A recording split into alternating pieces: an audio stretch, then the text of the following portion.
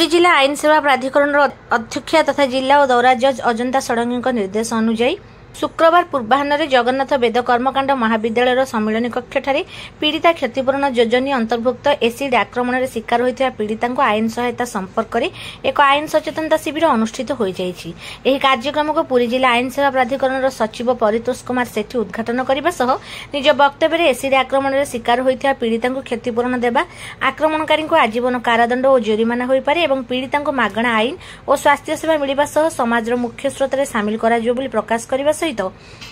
पीड़िता क्षतिपूरण योजना संपर्क में सूचना देते एवं आईन सेवा प्राधिकरण अधिनियम 1987 विभिन्न विधि व्यवस्थार उद्देश्य और आभिमुख्य निःशुल्क आईन सेवा योग्य हिताधिकारी लोक अदालत मध्यस्थता केन्द्र न्याय संयोग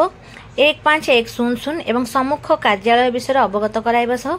आईन सेवा कौन एवं आईन सेवा पाइबा पई केउ केउ माने योग्य सही विषय आलोचना करथिले।